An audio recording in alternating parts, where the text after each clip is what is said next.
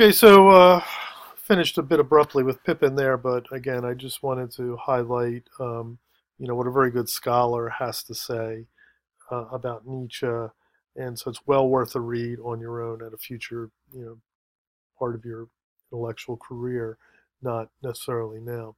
So here I'm going to go over some of the discursive points that we want to keep in mind as we're dealing with Nietzsche here. So first of all, form, right? So again, what is it, right? Is it philosophy or literature or both? Well, it's both. Okay, so it's a hybrid form. It's really a form that sort of stands on its own. That's very unique to Nietzsche in both the annals of philosophy and literature. So, we want to, pay attention to how he's doing things and how he's operating and misoperating, if you will, with form. So his formal models, I would say, are the Platonic dialogues, which you would have read in IH1, some of them.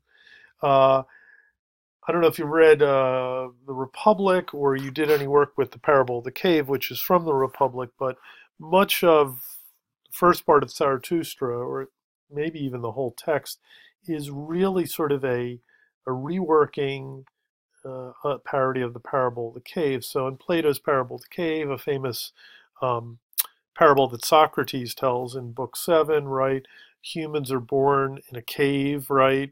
That's all they ever know, the cave. They see shadows on the wall, they hear echoes. So they never really see any type of truthful sort of reality.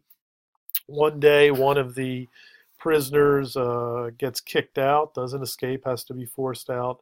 So goes outside the cave, sees the sun, becomes enlightened through the sense of rationality and logic, realizes that the cave was not the truthful world. It was the traditional world of sort of shadows and untruths, and then decides to go back.